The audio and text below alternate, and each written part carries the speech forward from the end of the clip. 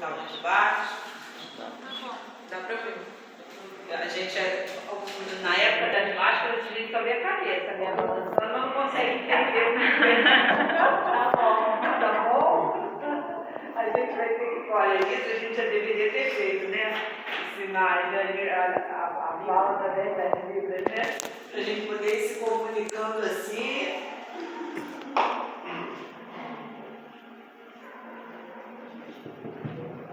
Tá saindo? Tá bom?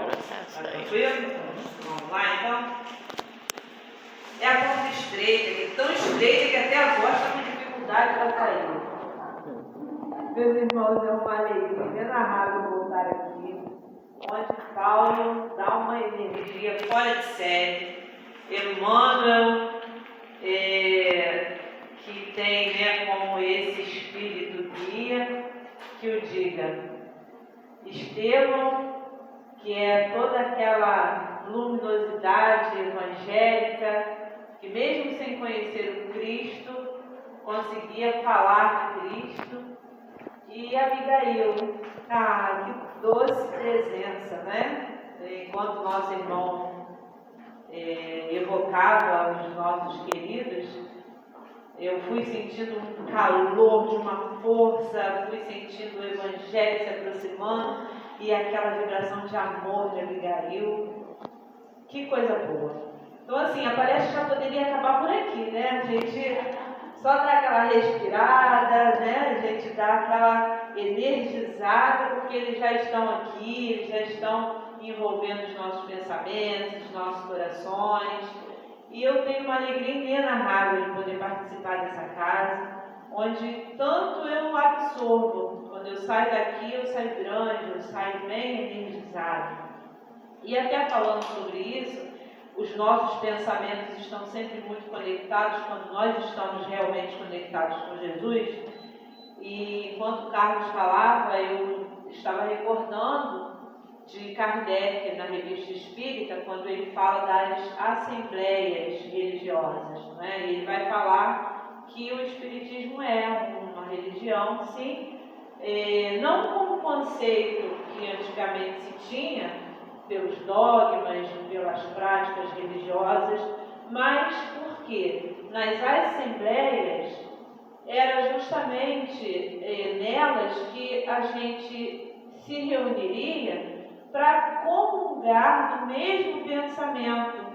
Então ele vai falar da comunhão de pensamentos, que quando a gente fala em unir em nome de Jesus, duas ou mais pessoas, para que realmente essa fala do Cristo tenha eco, tenha certeza de verdade, nós precisamos estar comungando do mesmo pensamento. E comungar desse pensamento do Cristo é a gente também assimilar os preceitos cristãos, porque só assim, de fato, os nossos pensamentos estarão na mesma direção.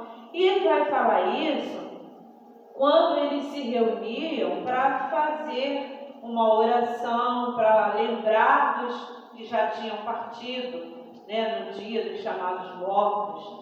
E ele fala que esses pensamentos, essas vibrações, essas emanações de bons pensamentos, comungando da mesma vibração, chegam aos espíritos.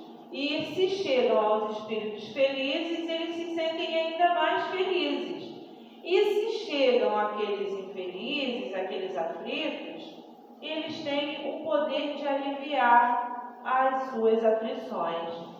Na época, Kardec não tinha nenhuma noção da possibilidade que a tecnologia nos daria hoje, que a gente chega, através do nosso pensamento, da comunhão do nosso pensamento, aos espíritos desencarnados, mas também temos a condição de hoje chegarmos aos espíritos encarnados que estão nos assistindo através do Facebook.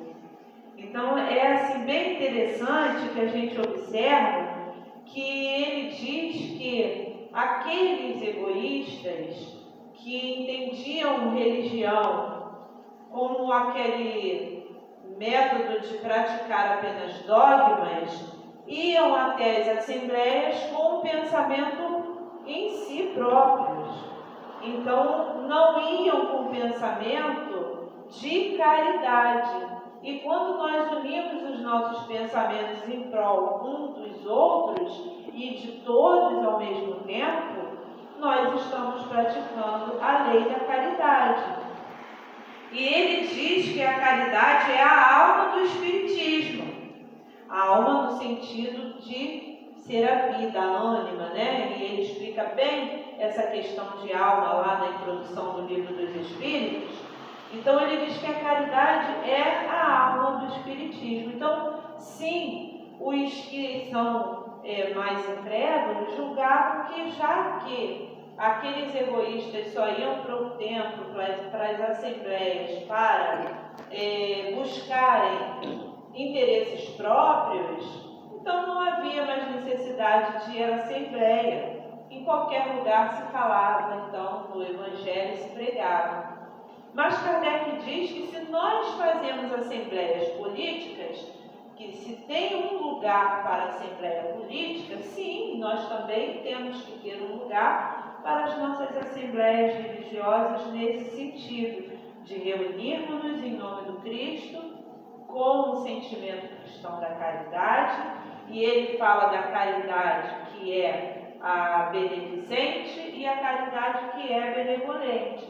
A beneficente é aquela que o dinheiro pode dar, não é? Pode proporcionar. E a caridade benevolente é aquela que não tem nada a ver com o dinheiro.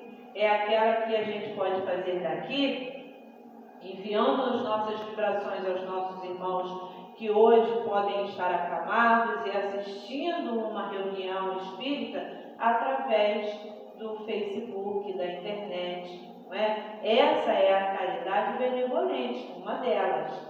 E tantas outras. Essa caridade benevolente, eu particularmente tenho aprendido que eu chamo de dever cristão, porque eu gostaria imensamente de que alguém estivesse fazendo o mesmo por mim. Né? Então, pensando em tudo isso, nós vamos entender que o Evangelho é essa caridade benevolente, é essa caridade que não traz para a gente nenhum benefício financeiro, conquanto a gente, mergulhado no Evangelho, consiga sair de muitas dificuldades, inclusive as dificuldades financeiras, para que a gente possa ter uma vida digna, para que a gente possa encontrar saída para as nossas dificuldades. Porque Jesus não proibiu ninguém de pedir, muito pelo contrário, né? Ele diz, pedir, dar-se-vos-á. E até para a gente lembrar de Divaldo, eu gosto muito, né, de lembrar das palestras de Divaldo. Dia desses eu ouvindo ele falando que se queixou com Joana, que ela manda mensagem para todo mundo e ele estava precisando tanto, ele estava passando por tantas dificuldades e ela não ajudava ele. E ela disse, como não? Tá lá, Jesus disse, pedi e dar-se-vos-á. Você não pediu, achei que tivesse tudo bem. Você não pediu, mas agora você está pedindo, vamos ver o que pode fazer. Então, meus irmãos, a gente pode pedir sim, principalmente pedir a Jesus força, coragem, resignação, um trabalho sim, uma oportunidade digna de sair da dificuldade financeira, porque a gente vai ver que nessa pandemia o que mais se tem é dificuldade financeira. Não é? Essa semana eu ouvi uma pessoa falando na televisão que a fome é algo desesperador, a fome é algo que a gente não tem noção, não é? É algo que deixa mesmo a enlouquecer.